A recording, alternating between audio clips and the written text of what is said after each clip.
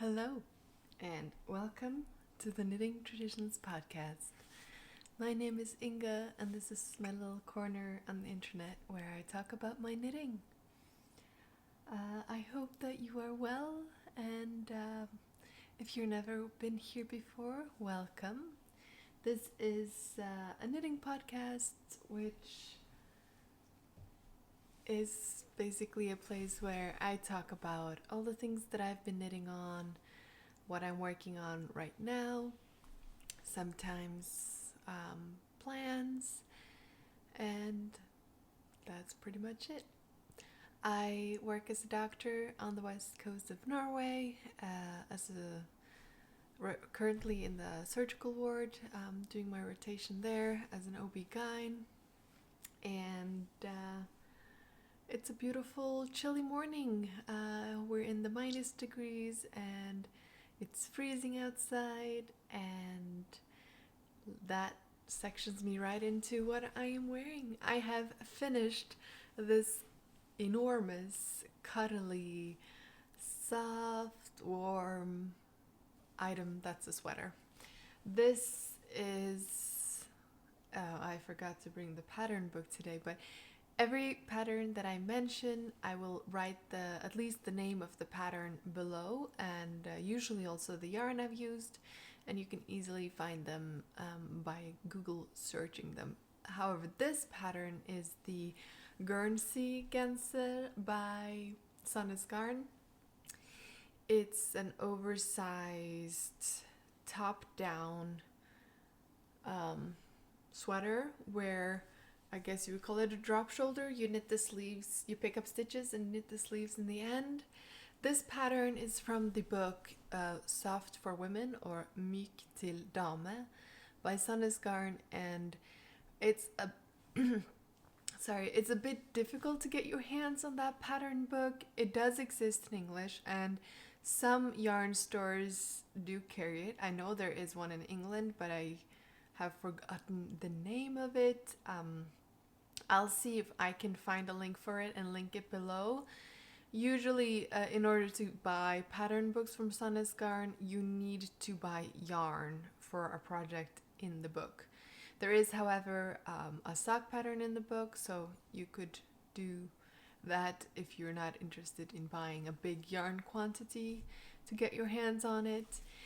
If you want to knit something similar to this, there are many guernsey style sweaters out there. Petite Knit has two that I'm aware of, which are quite similar to this, the Ingrid and the Moby sweater.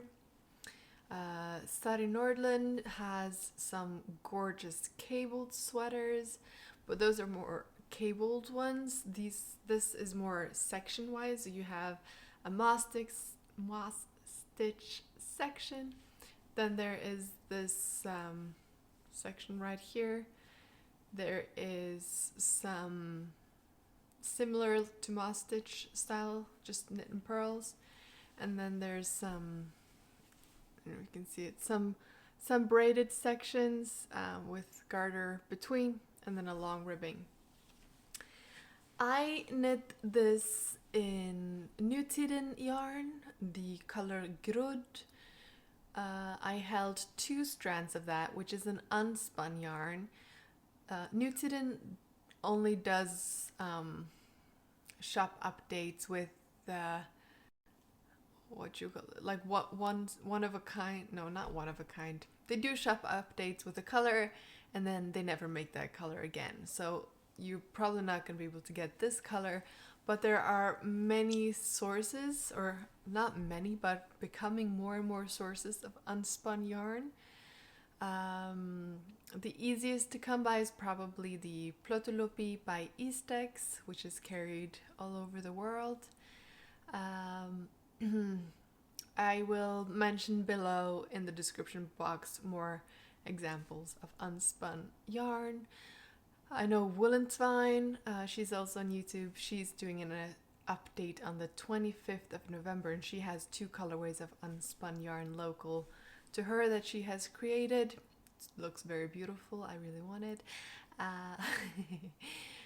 I personally really love unspun yarn. I don't like knitting with it held on its own, but for this sweater I held it double together with one strand of silk mohair from isager, and that really gives strength to it so it doesn't really break.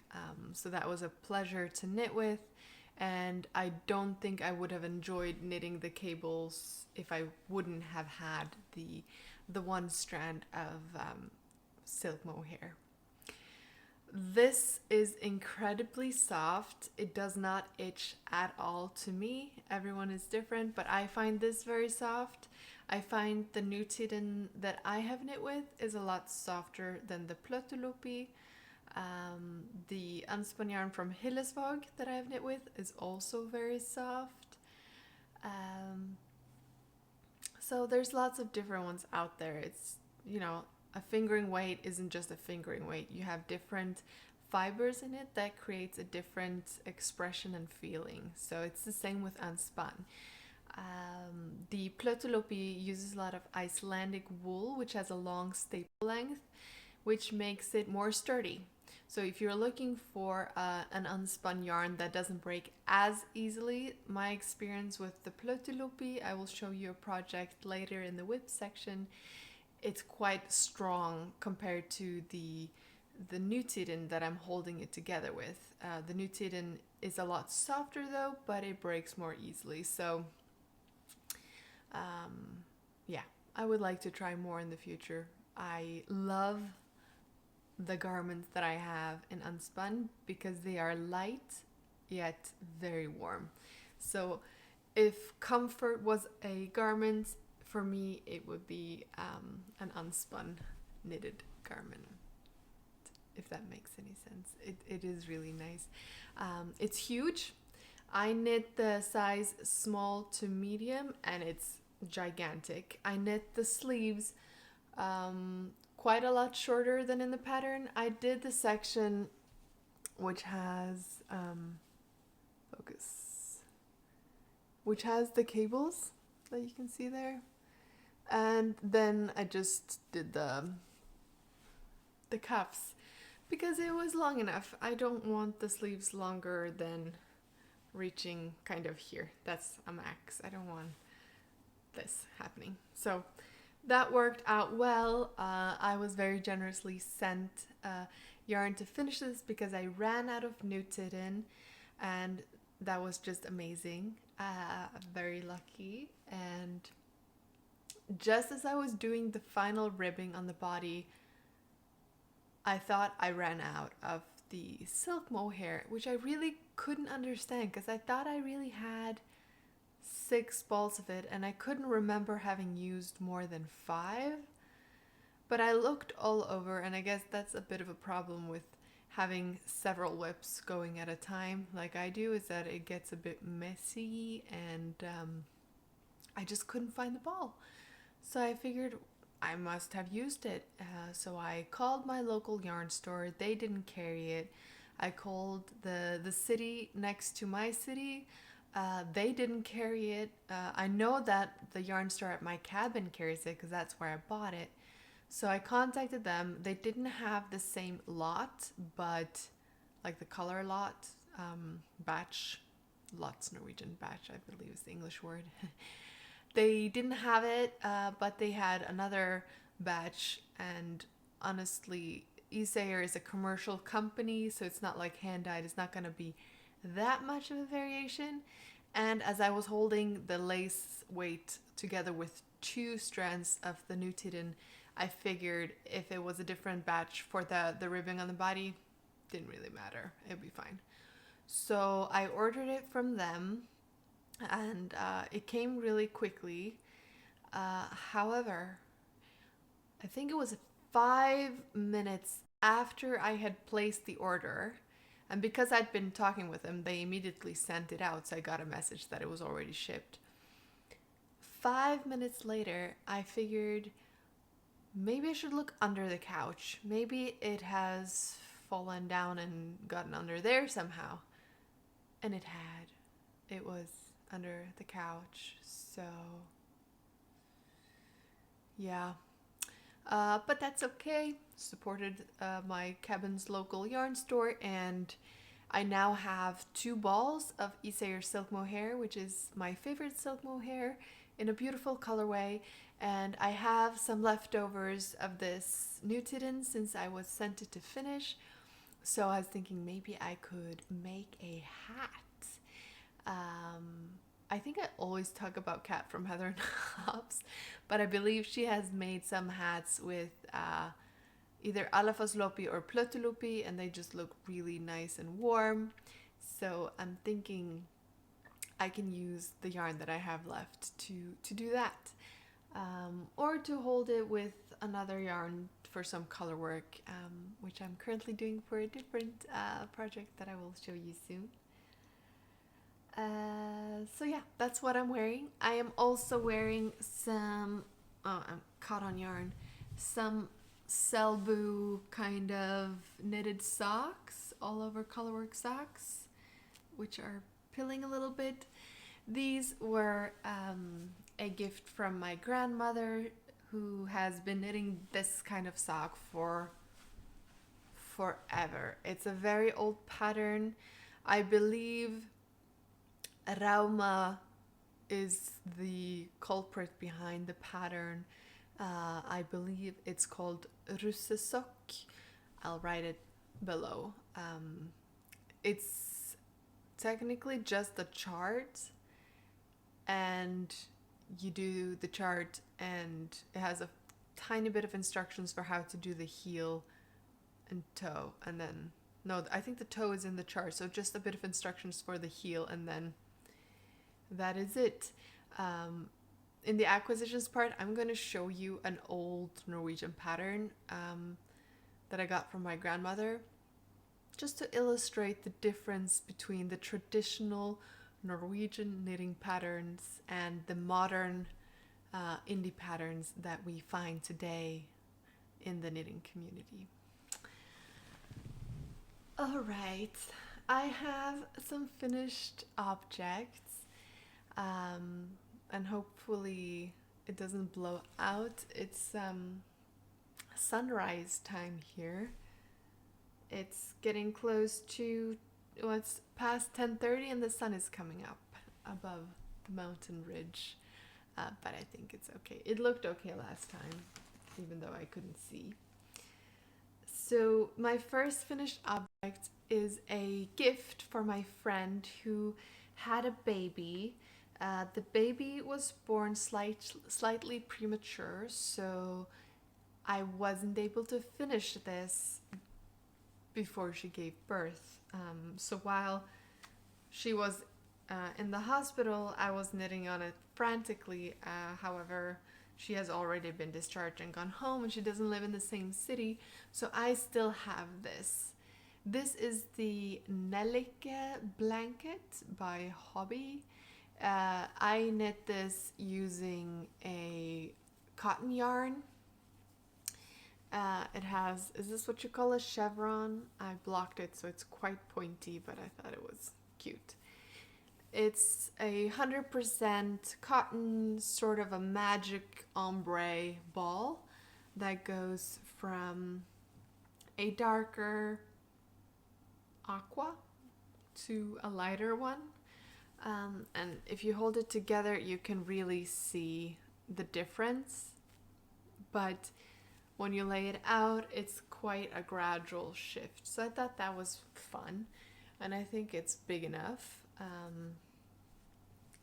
So yeah, because it was one of these magic balls, it was just an end to weave in on each side, so no other ends, which was really good for this, since it's a cotton yarn, and I find weaving in ends with cotton is no fun because it just doesn't stay in place. So what I did is I split the end in half and tied a little knot around a little purl bump in the knitting, and then I wove those two ends back and forth in opposite directions until they joined again, and then I tied them together with some surgical knots. Any knots would do, making sure to not tighten it so the fabric tightened, and hopefully that will stay in place. I'm hoping. But yeah, it's cotton, so she can machine wash it. She could use it as a towel, or she could use it as a blanket in the warmer months. Right now it's freezing, so this will be more for when the baby is 6 months. Don't know if it's needed, but I made it, so I hope she likes it. And I have a finished object. So this is a whip that I don't think I showed last time because it had been lingering for a bit. This is the unarmoured defense cowl by Cat Weaver or Heather and Hobbs. And this pattern gives you instructions for either doing a button binding on each side or to knit an I-cord to tie. However, I think I might have gotten the gauge a bit wrong, that it's a bit tight for my size. So when I put it on, this section is not wide enough for me to want to tie it at the side or fasten it with buttons because it would just be a little bit tight. But I love it for what it is. I wanted something warm and snuggly for my neck that would also keep my chest and back warm in the winter. It's something that I wish I would have more of when I'm going skiing, just because the back often gets quite cold. And my mother actually said that she wanted something like this as well. So I will see if I have the time to knit her something up. However, I don't have enough of the yarn that I used for this to make her exactly the same one. This yarn is a merino yak blend, and it is so soft. There is no itch factor to this. A friend of mine touched it and described it as touching velvet. So just imagine that. I thought that was a really good description. I believe I used 4 balls to make this, and the yarn is quite expensive. I have a ball here so I can show you. It's the Lang Yak and Merino blend. I think it's 70% extra fine merino or virgin wool, and then it's 30% yak, and 50 grams is 120 meters, and I think I needed 5 for this. So yeah, quite a luxurious treat, but it's going to be beautiful. My forehead and neck is my most sensitive area, so knowing that I have this warm hug which will not itch at all is really lovely. And it's a beautiful pattern. I would love to make it again. Probably either go for a bigger needle or a bigger size to make it even wider. Now I'm wearing a huge sweater, so you can't really see. But yeah, I have like a little bit of space left on the sides if you want to take it all the way to the middle, right? So yeah, but yeah, no, beautiful, and we'll see if I will make another one. I'm really happy with it. Can't recommend it enough. And if you're looking for a yarn to treat yourself with, which is really soft, then this is a beautiful option. So when I got the yarn for this, I also bought 2 balls of some other colorways so that I could make gifts. Because it was so nice and soft, I figured it would be a great hat yarn to both for myself and for people to be gifted for Christmas or other events, just because of the softness. Nobody could not like that one. I think it would be hard to to find it scratchy, but what do I know? I only know my own skin, but it's really nice. So this is another color that I got. It's like a charcoal color. I don't have the ball band here, but it's a dark gray. And I cast on the same amount of stitches as the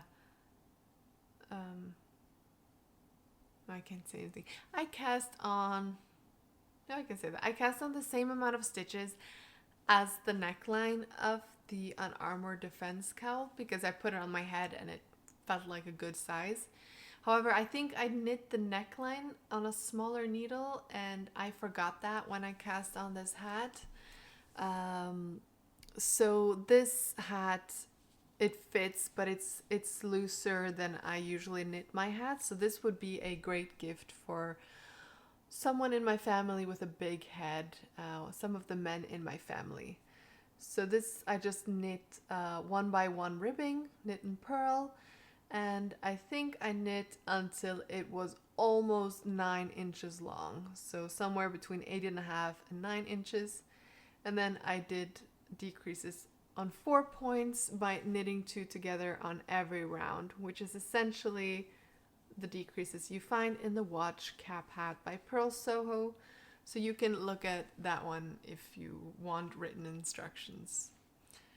And I think it turned out really well. So this is going into the gift pile to be gifted for someone this Christmas.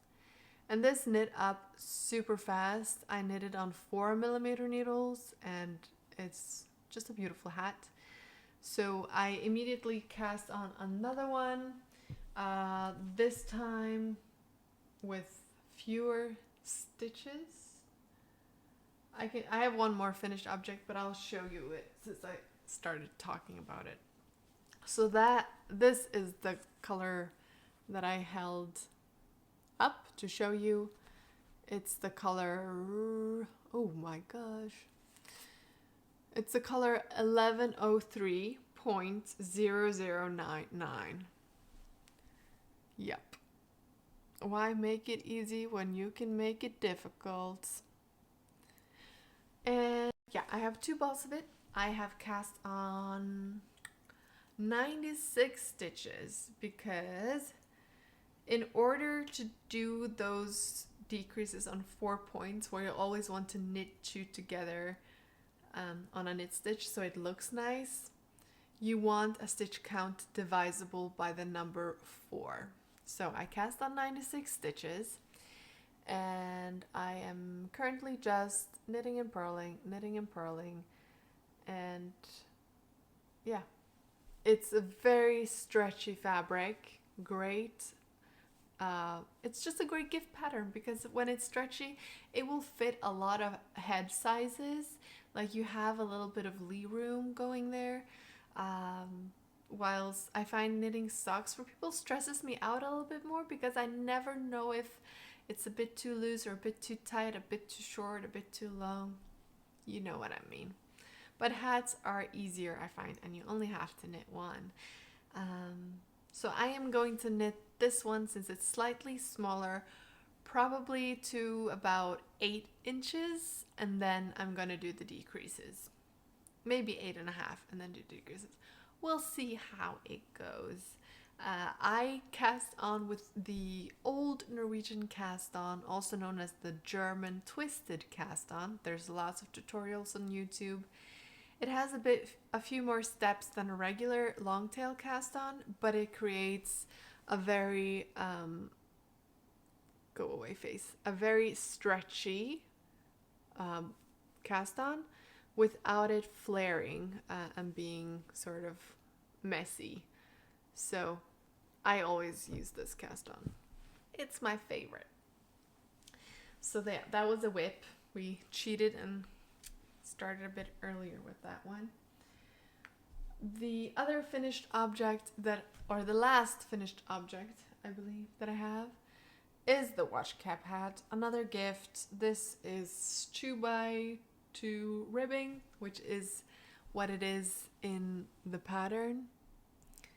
and I used some commercial yarn from a store called Nille here in Norway, which sells knickknacks and all kinds of stuff for kitchen and home.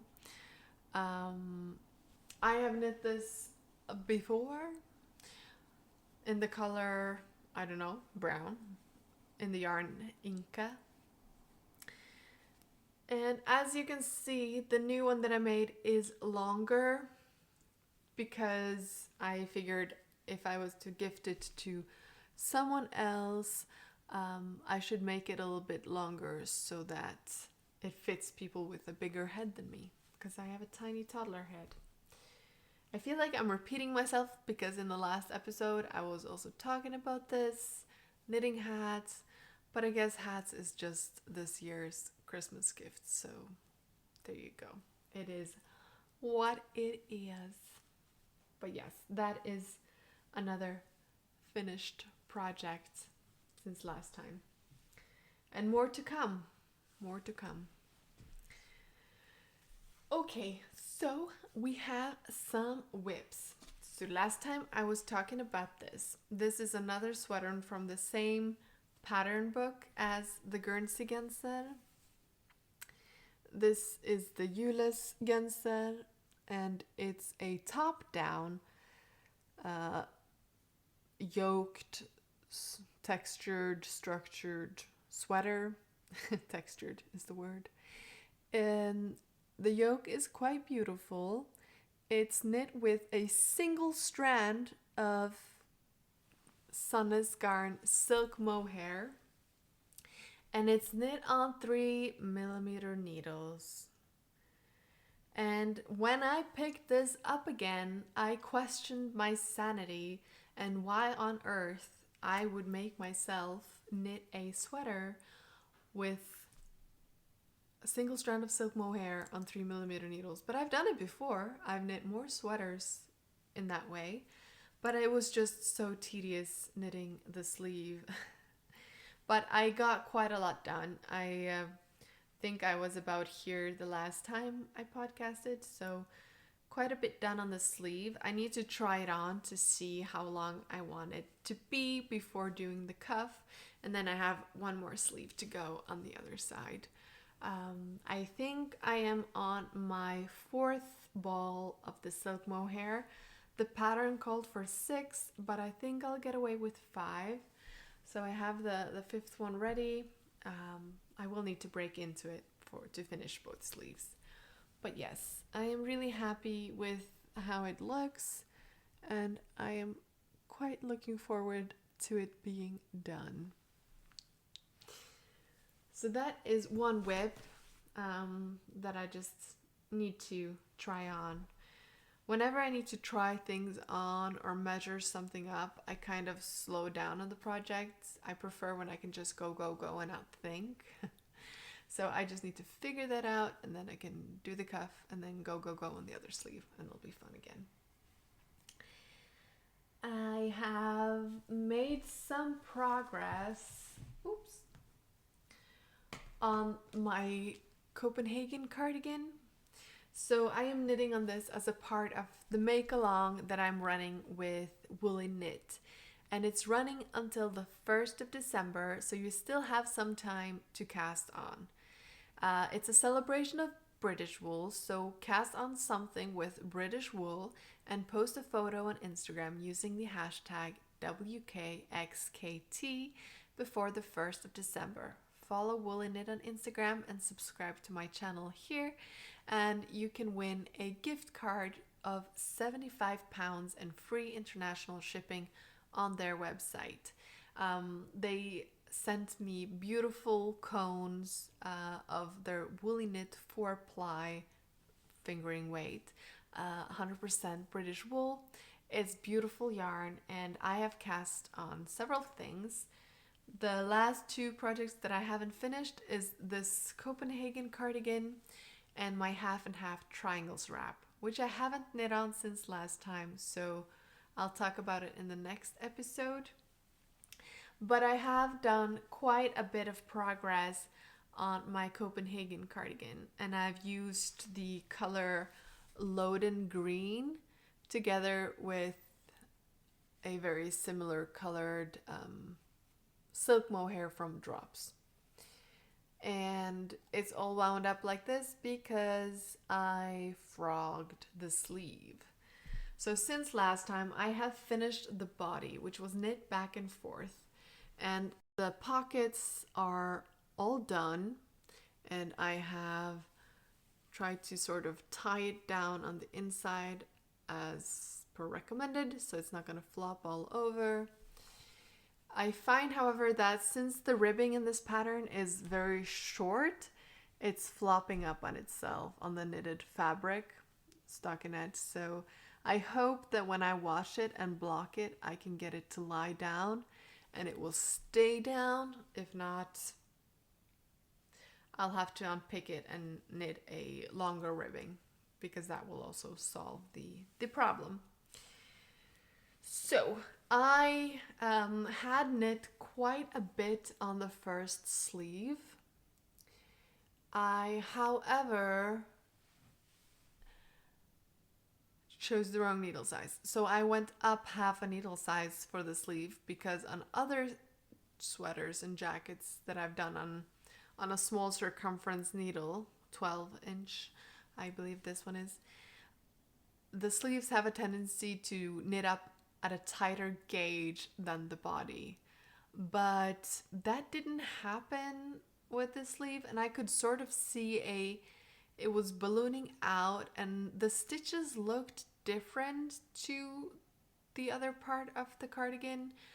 I think the gauge made the ratio of how the woolly knits and the silk mohair got represented in the fabric, so there was almost like a color difference between the two obviously different gauges. So I decided that I really want this cardigan to be perfect. It's been a joy to knit on, and I'm finally done with the knitting back and forth, and now I can just knit in the round. And I've done the pockets properly. I've been a good girl. I've done things as instructed, so I figured it would be a shame if I didn't wear it because I had fudged up the sleeves. So I ripped it back, and that's why it's looking like this right now. But it was good to have it done. I put the correct needle through the stitches before ripping out, so I didn't have any stitches escaping, and it worked out really well. So now it's just knitting the sleeves and blocking, and it will be good to go. And I think it's going to be really nice. I knit the size large. My gauge is slightly tighter, so this is probably somewhere between the medium and large.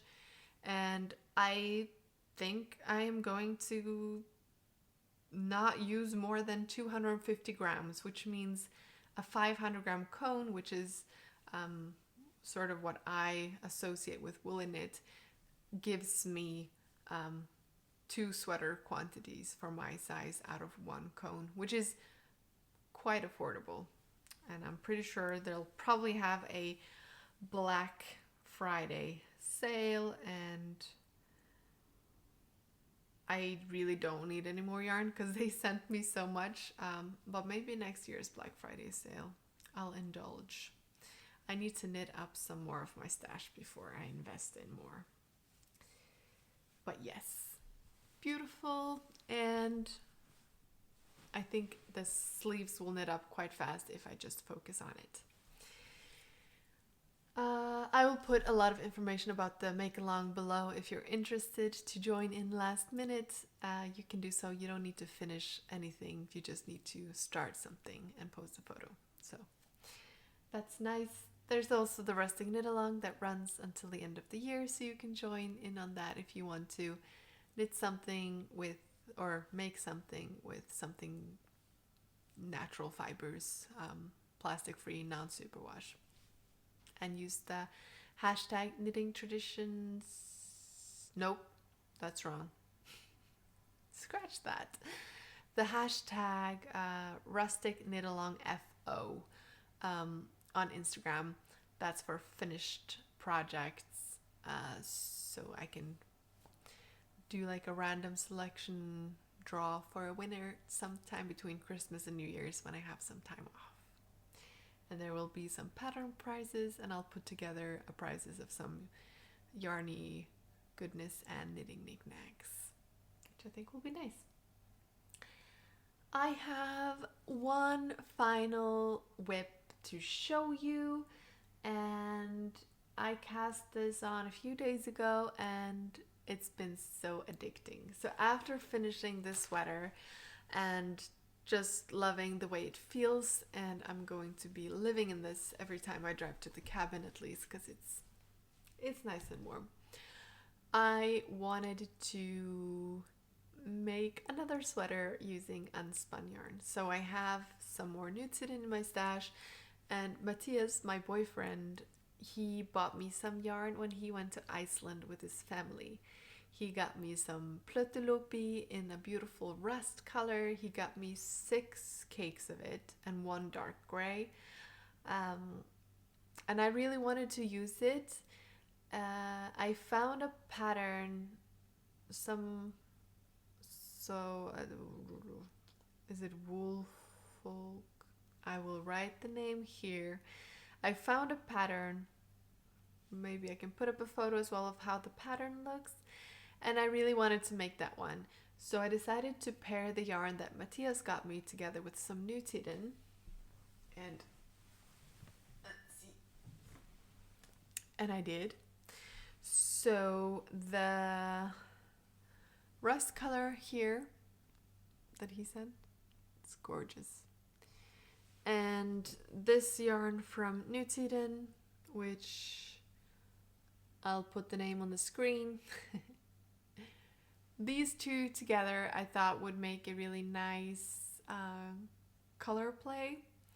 This is a lot stiffer and this is very, very soft, which also means it's more fragile to knit with, and I've definitely experienced that, and now it's broken off. Okay, that's okay, you can just splice it together and it stays. So this is how far I have gotten.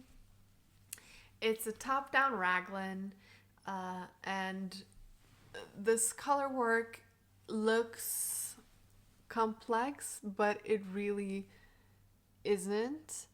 It's a 2-stitch repeat, so I will say for this sweater is the size range isn't great. I think that for the recommended positive ease, if I were to wear a push-up bra and inhale, that would put me as the largest size, which, I mean, I'm normal sized if you consider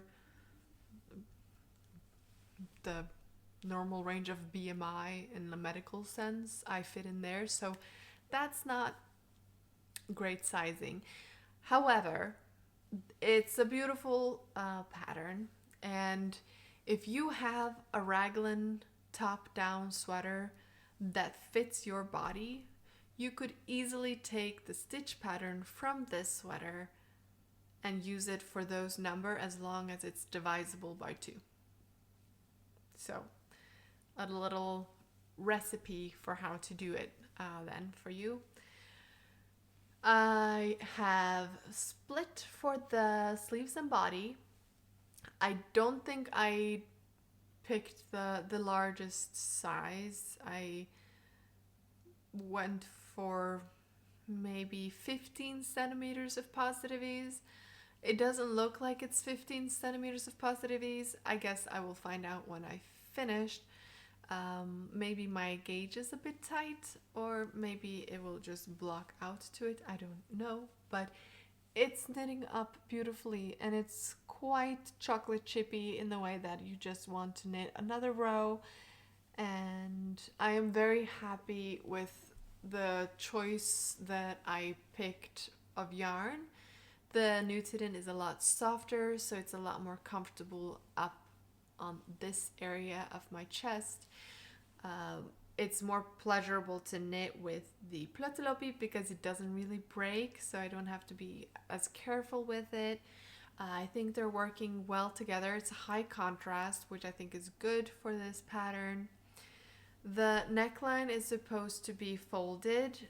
I just have not decided yet if I want to fold it. I also accidentally knit the neckline 2 centimeters longer than recommended in the pattern. I do think it will look really nice folded. It just looked tiny to me. So yeah, I'm not sure. It might be sort of a mock turtleneck, or it might be folded over. We'll see once I have finished it and I'm trying it on. But right now, looking at it like this, I think I'll fold it down. I think the pattern says that for the medium or size 3, you needed 3 cakes. I think 3 cakes of the main color and probably less of the contrast. I have 6 cakes of both of them, so I could swap it around, or I could pair them with other cakes for other sweater projects. I think it's going to be beautiful though. I do want it to be oversized. I'm loving how cozy and big this is. It's a lot of air flowing, so it's not overheating, and I do want this one to be big as well. It's not going to be as big, and I do find a raglan more flattering than a drop shoulder, but yeah, no, I think it's great. So if you can't get this pattern for your size, that's really a shame. I hope the designer will increase her size range. I don't know her, so I don't know if she has plans of that. She's a new designer to me.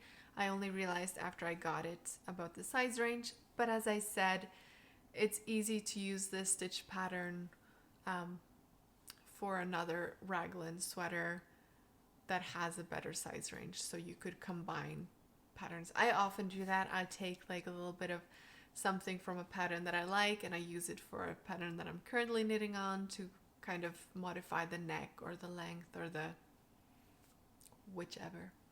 So you could always do that. But yes. So this is my last whip, and I think it's going to be very nice. I have forgotten my coffee completely, so I'll just have a bit of lukewarm coffee. That's always nice.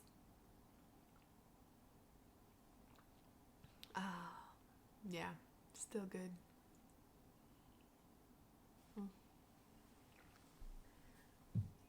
I have some acquisitions. So the first acquisition is the yarn that I didn't need to get, and I haven't really opened it yet, but this is the silk mohair then that I used for this sweater, and it's the color 57, and it's a 75% kid mohair with a 25% silk, and it's my favorite just because it's the softest that I have tried, so I really like it.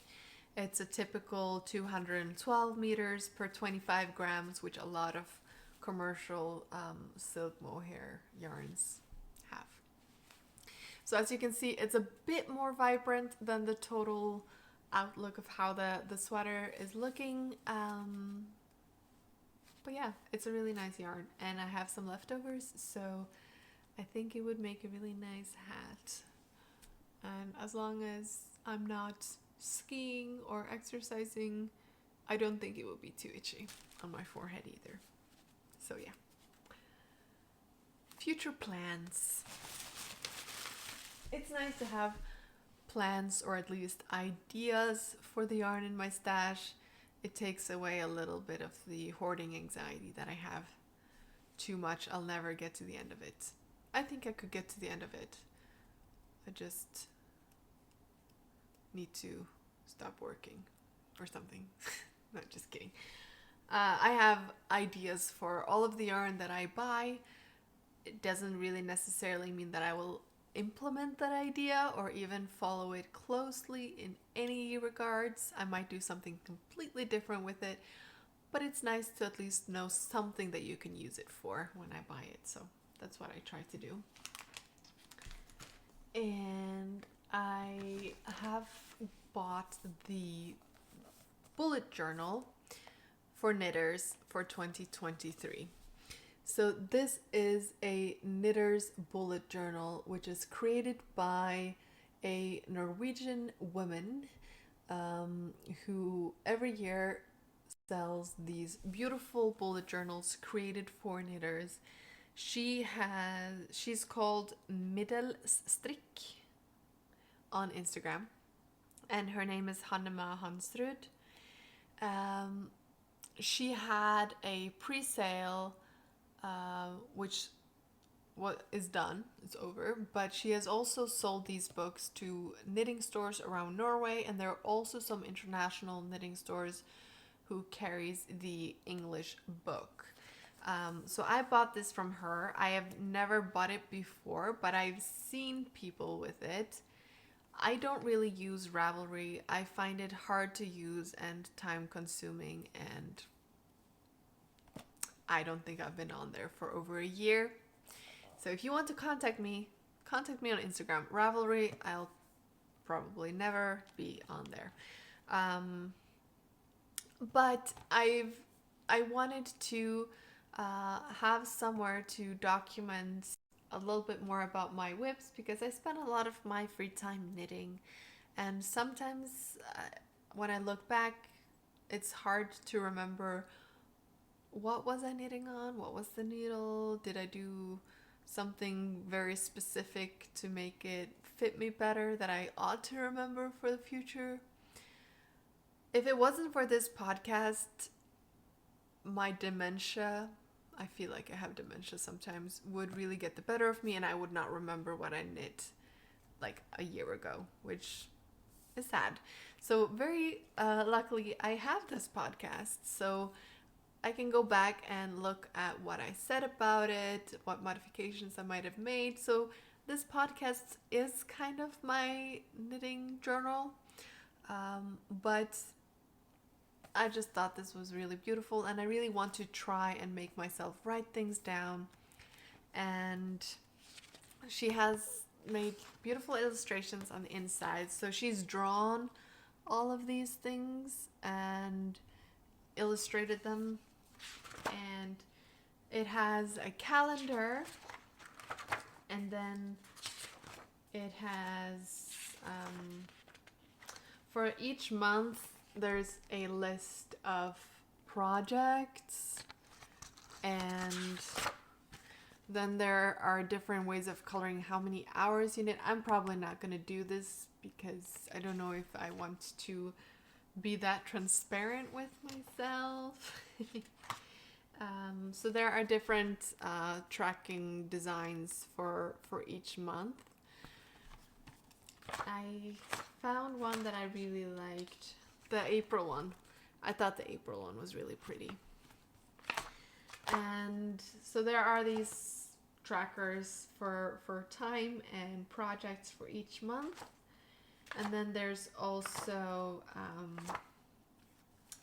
several pages of notes.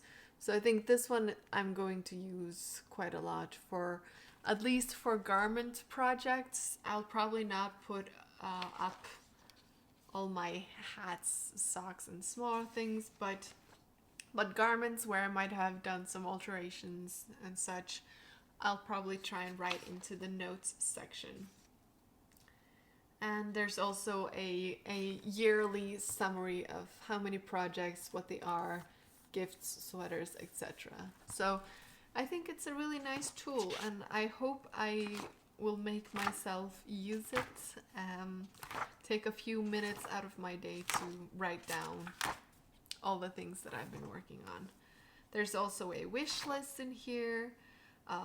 There's a section for counting your yarn tags. That was very popular 2 years ago. People were keeping their yarn tags and counting them, how many meters they'd knitted, etc., or kilometers for some people. There's a section for yarn purchases.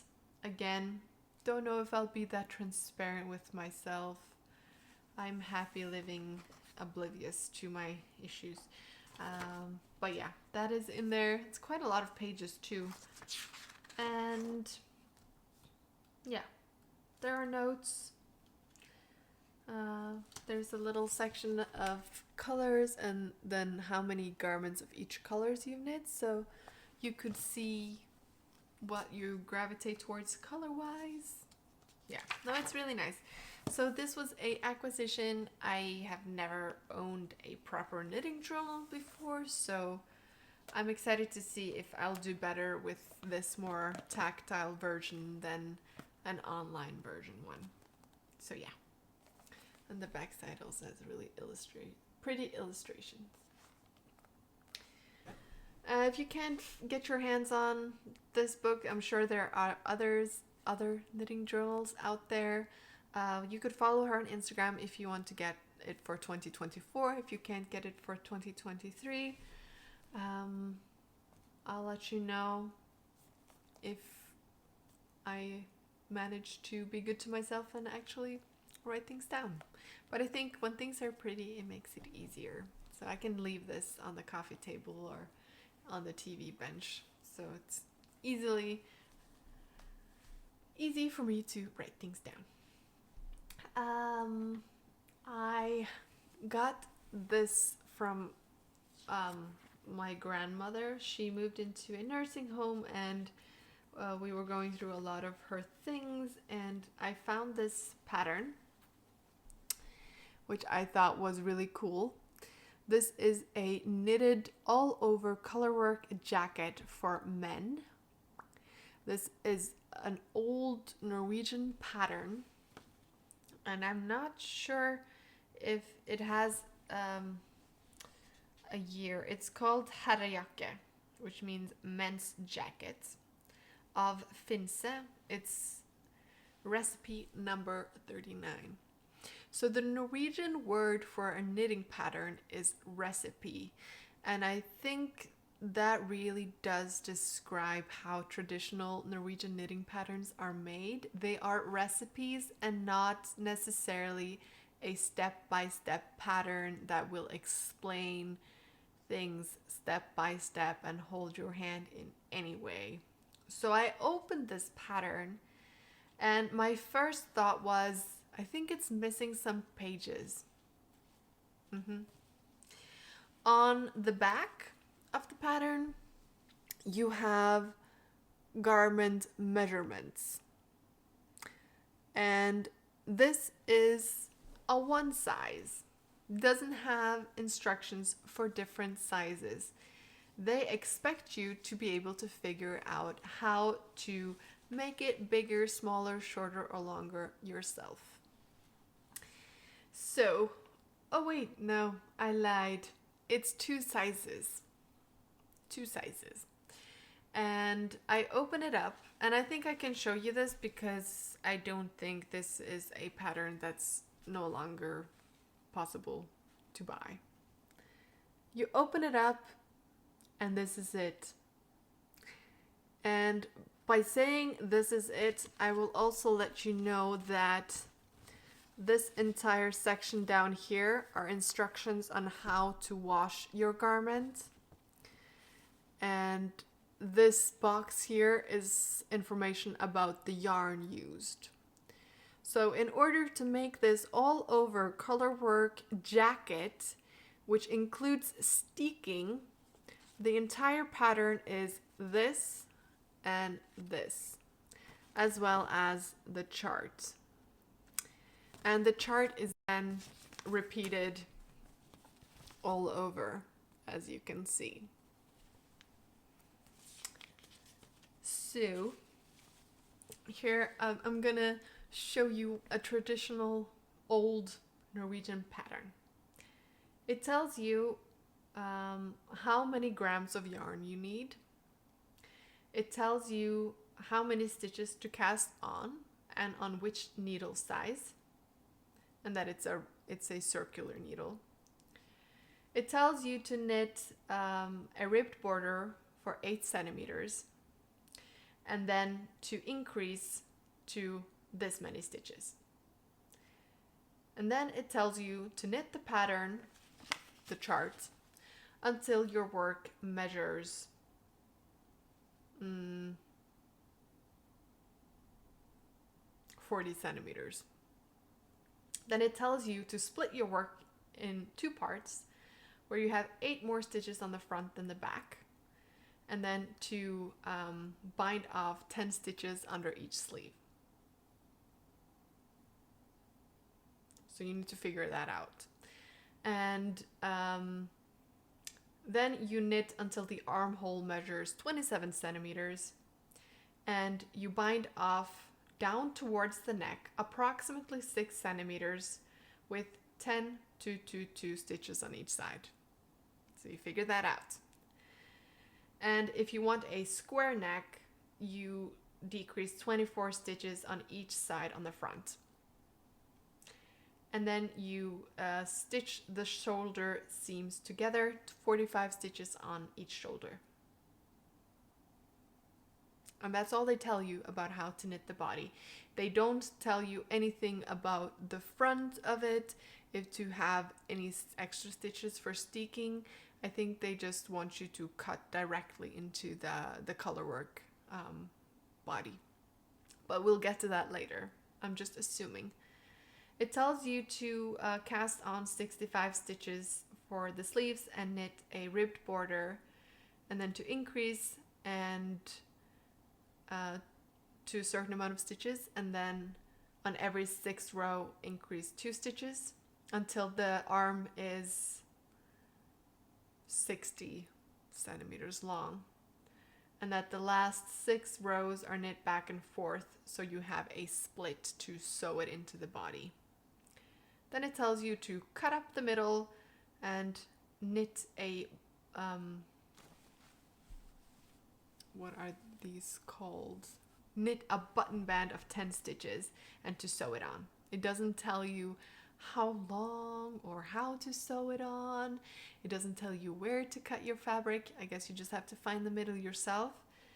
It also does not tell you to knit color work for the sleeves, but as you can see in the pattern, you're definitely supposed to knit color work on the sleeves.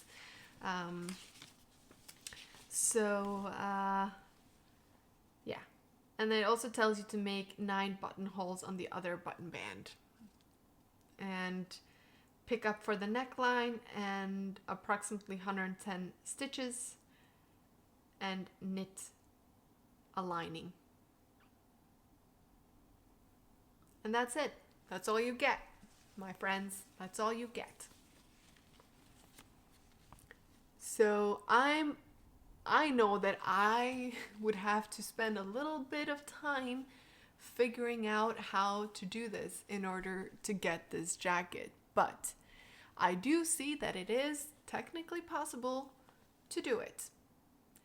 I am not sure about the whole sizing issue, how to get it to fit. Probably count the stitches in the chart and then add a repeat or a repeat less to make it bigger or smaller, and then hold it up to a sweater you know fit to make it the right length. So it is doable, but it definitely does not give you a lot extras. It is really just like the bare minimum. And 2 paragraphs of bare minimum will give you a steeked color work, all over color work jacket for a man. So there's that.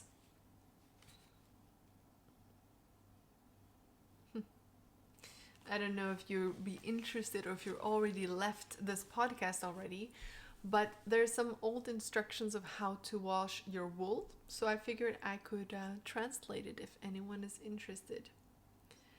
So they say that if you have used any buttons or other items on the sweater that might lose its color onto the knitted fabric, you need to take those buttons off before washing the garment. So that's a good reason to use something that will not stain the garment, so you don't have to reattach your buttons every time you want to wash a garment. They tell you to use a mild soap, no bleach, in lukewarm water. So these days we have wool detergent, WKxKT, for example, soak, special soaps for wool, but I don't think they did back then.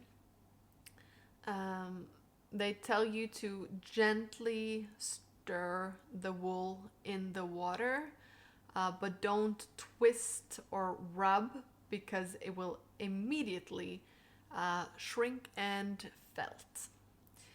You could use a little bit of vinegar in the last rinse out water.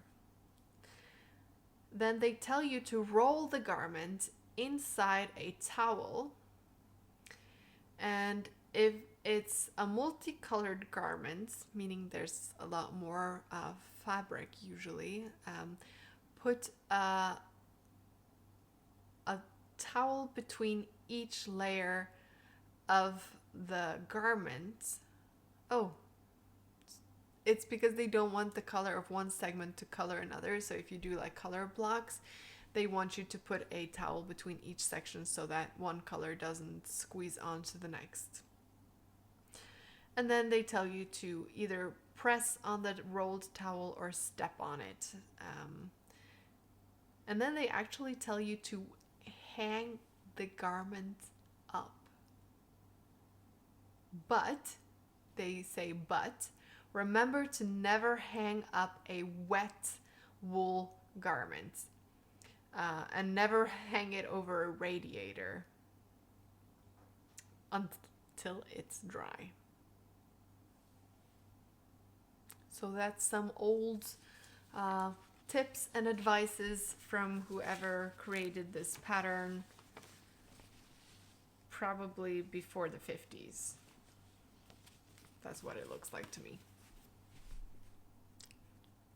So yeah, I thought that was really fun. It's a nice little souvenir. We'll see if I will ever make it. It would be really fun to make. I don't know if any men in my family would wear this style jacket that kind of goes in on the waist, but I could wear it. So that's always an option. But I would have to steek, so we'll see. We'll see. Maybe when I'm more experienced with steeking. I have received one final thing in the post, which is a advent calendar.